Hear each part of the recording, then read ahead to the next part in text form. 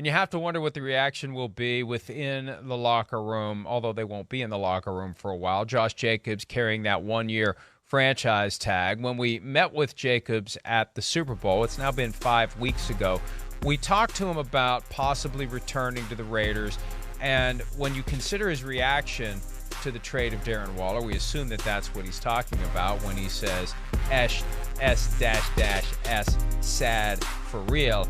Here he is talking about coming back under the tag versus coming back with a longer-term deal. Have a listen. Obviously, I wouldn't want to get franchise tagged. I mean, I feel like nobody really do. But to me, I wouldn't mind it if, they got the right guys in the building around us. Like they got put some guys on defense, figured out the quarterback situation, got some guys up front. Then I would be like, okay, I really wouldn't mind coming back, on a franchise tag. But if you want me to come back and be the hero, then you have to pay me like a hero.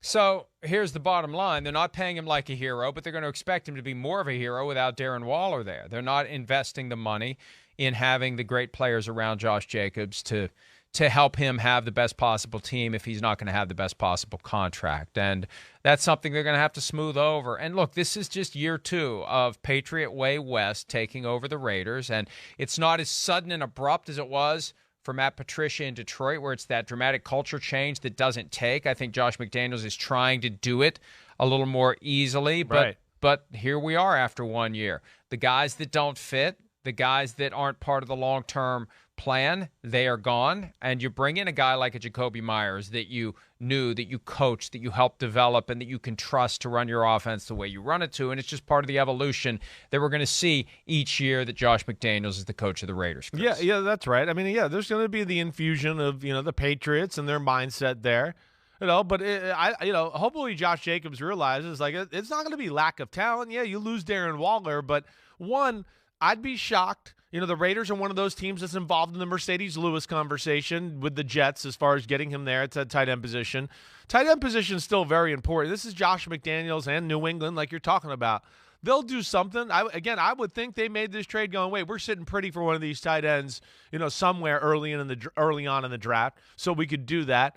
And for Josh Jacobs' sake, also, hey, there's still great value. That the receiving core you just talked about there, that's pretty damn legit. Jakobi Meyers, I think, is better than people realize, and was of course stuck in an offense that didn't have a bunch of other weapons or things to take pressure off him. And of course, this last year we know the offensive coordinator issues there. But to me, what McDaniels is doing there, he's got 3 guys that are great route runners. And we talk about this all the time, Mike. Some teams, go the route of, I want 3 different types of receivers because I'm going to ask them to do 3 different types of things. I think McDaniels is more of like, no, I want 3 receivers that are very similar, and now you don't know what to expect, or you can't really, there's no telltale sign of, oh, this guy runs these routes, this guy does these routes, and it makes his offense tougher to defend. And that's ultimately going to help Josh Jacobs too. So, he shouldn't be too disappointed. McDaniels, offensive coach, he wants his offense to look good. Firepower, I think, is going to be a part of this conversation, and I'd be shocked if they don't get kind of a difference-making tight end here, whether it's free agency or the draft, like I said. Ultimately, it comes down to winning football games, and that's the thing that is the greatest impediment to getting any locker room to accept the pivot to the Patriot way. If it works and you win, okay, that's great. But if it doesn't work, it just gets guys stirred up even more quickly. And that's part of the risk that's going on here. Derek Carr pushed out. Jimmy Garoppolo brought in. All right, let's see if Garoppolo plays like Carr did. Is he going to be better? Is he going to be worse? Is he going to be the same? Darren Waller out. All right, what are you going to do now? What's Jakobi Meyers going to do?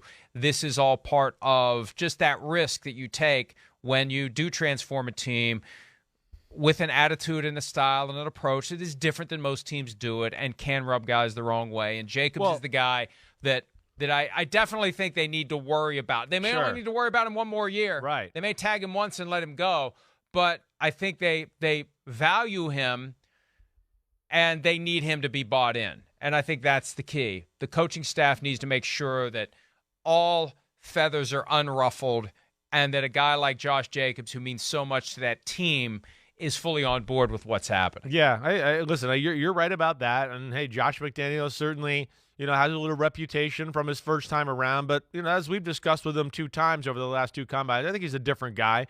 He realizes, that he had to change that way. And, yeah, they're infusing their new culture there. And like we said, I think to do that and do it the New England way and do it the right way, you got to give it time. It's a long play here. And I think that's what, Mark Davis realizes.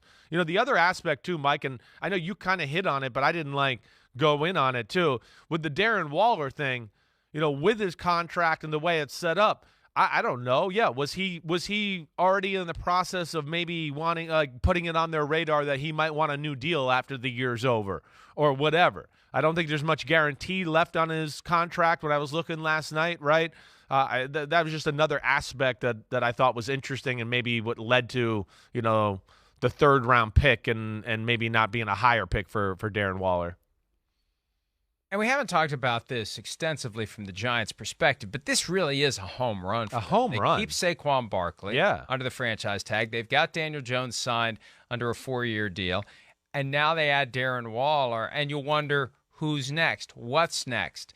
What else are they going to do? Not a lot of receivers have changed teams yet, and maybe they're waiting for the market to soften. I mean, that's the reality. Yeah, right. After the first couple of days, that's when the deals pop up. That's when you can maybe get some guys for a cheaper price on a 1-year deal, if that's what it ends up being, but you bring in better receivers than what you have currently under contract. So this could get even better for the Giants. And, this is part of the Giants-Jets rivalry. At a time when the Jets are sucking all the oxygen out of the room with Aaron Rodgers, Giants are reminding everyone, hey, folks, we're actually pretty good too. We're the team that made the playoffs last year. We're the team that has a quarterback that will actually be here for more than 1 year, and we have an arrow that is pointing straight up. And if they can make a couple more moves this week, that could really help take a little bit of the attention away, Chris, from what's happening with the Jets. Hey, that's okay. That's you're right. There is that battle up here, and that goes on whether both teams want to admit it. But I think the Giants, they got to be pretty damn confident of where they are, what they're doing, the direction of their organization. You said it right. I mean, they hit a home run in the fact that they could keep all 3 of those guys. They made the final 8 last year. The Jets, we know they're talented, but yeah, it's all potential right now. We got to see them do it. And now, the Giants, I would expect, let the market come down. Now, are they going to make a play for somebody that's a little higher priced, like guys like DJ Chark, who's out there and can run 4.3 and he's 6'4" and has been a weapon for Jacksonville and the Detroit Lions? Is it going to be that type of play? Or is it going to be more, value, maybe less big-name guys that they, round out the roster with? I'd be interested to see the approach they take here as far as attacking this wide receiver position as free agency goes. We are going to get close, though, to 1-year deal territory because some of these guys who thought they were going to break the bank and they're going to say the hell with it. Right. That's when they say, all right, let's do a 1-year deal in a good spot and try it again next year. Maybe next year is the time that we can find a way to crack that safe open and get the multi-year big money deal that we thought we were going to get. Hi, it's Mike Florio. Thanks for watching PFT on YouTube. Hit subscribe for the latest news and analysis from Pro Football Talk.